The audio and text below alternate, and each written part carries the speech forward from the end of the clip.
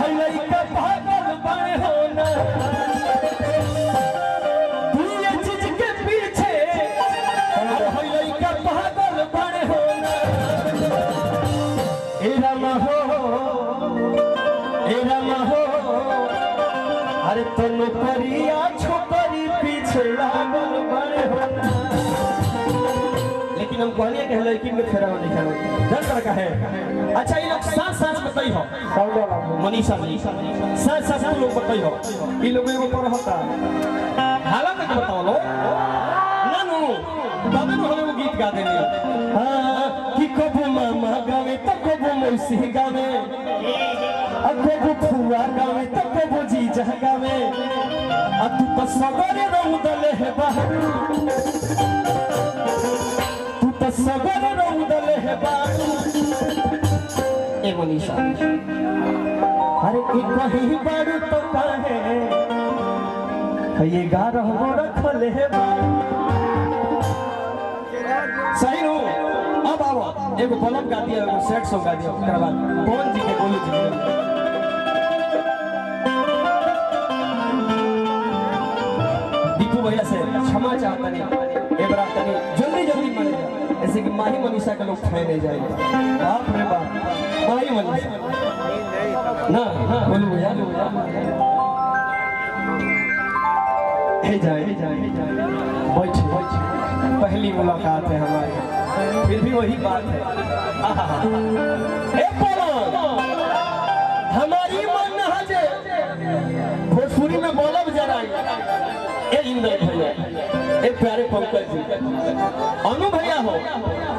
हमारी मन ना हो कि भोजपुरी में बोलब जरा राहु हमार तो मन है जो भोजपुरी खाती कुछ गाए लेकिन क्या करबो अभी लोग कैसे बदबे मिल गई बोलब के तो गा के सुना हो ए मनीषा तोरा से दो चार गो बात पूछो बताइबो सही सही बताइबो नो पूछी हो हालांकि करके बताओ लो अच्छा ही बताओ मनीषा रंजीत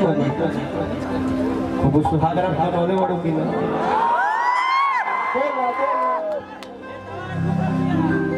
मुझे तो मालूम नहीं है लेकिन जो चीज भी है अपने अपने टाइम पे होता है अगर शादी आपका हुआ तो आप किसी भी शादी मेरा शादी तो हुआ नहीं तो मैं जानूंगी कैसे भाग रहा क्या होता है क्या मुझे तो ये नॉलेज नहीं है आप ऐसा सवाल पूछिए कि मैं जवाब दे सही बात बा जी सही बात बा अच्छा तो हमार तो भी आगे 7 साल हो गई हमरा तो पता होई दो लड़का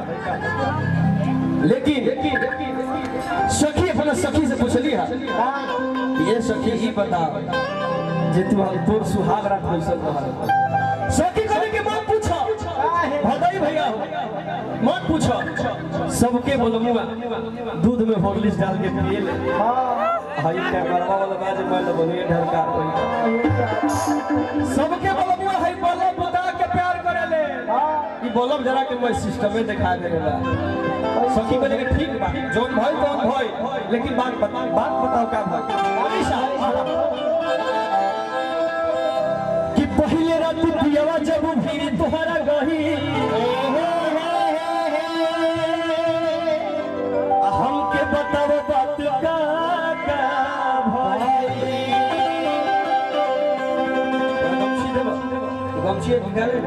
देखो समय कम बा मान के चला कि जो वीडियो में हम पहले बार अब डायरेक्टर हमारा जो मेन साथी को जाता हम का करे हमरा क्या था मोरा दादा मेहरारू बना दे तो जो वीडियो में पहले बने मंच पर करे के पड़े हां हां जरूर लेकिन करम तो लोग मत बुझिए हमरा वाह साथ है भौजी अब यही का जौन तू लोग हो हम दिखावा की बात नहीं है कि पहले रात पियावा जब भीरी तोहरा गही हमके बताओ बात का भाई अपना सखियों को बुला ला माही के आवन माही आओ ना हो अब ठीक लगी नो हाला कर लो खाली हाला कर लो पूछी है कैसे कि पहले रात दियावा जब फिर तोहरा गई हमके बताओ बात का भाई ए बोलू अब सखी कहली का कि पहला भरत रहे हो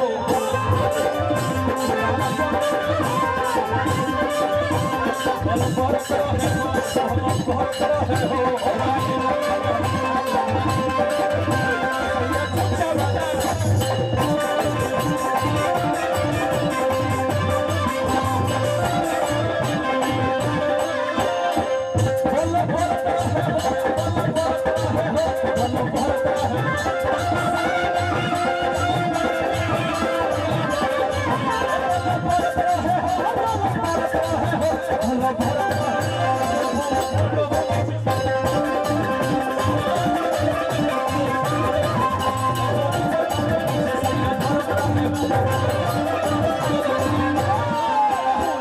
माही मनीषा का तो भोजपुरी के टॉप नृत्यंगना लोग बा तो हमारा हिसाब से माही मनीषा जी भोजपुरी में जेटा भरा पर खूब बढ़िया नाच करना तो अपना रुको हम बताओ तनी तो सबसे टॉप नृत्यंगना हम ऐसे रवा समय बता हाला बा दरअसल दोनों आदमी तो होने से आए होने से हाला के चाहिए कौन धुन मारता मारा है हम बताओ देखा प्यारी देश बनी देखे तो हम बोल बियान में है हां प्यारी देश बनी देखे तो हम प्यारी देश बनी देखे तो हम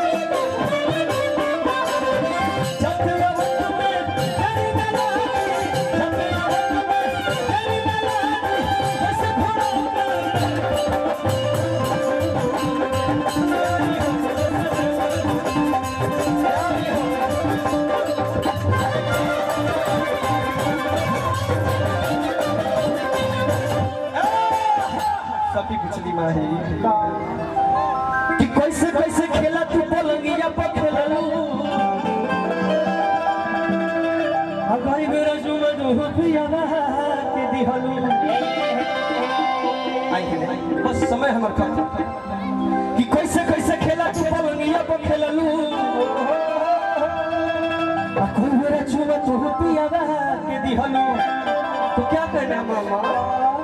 कि मजा मिलत रहे हो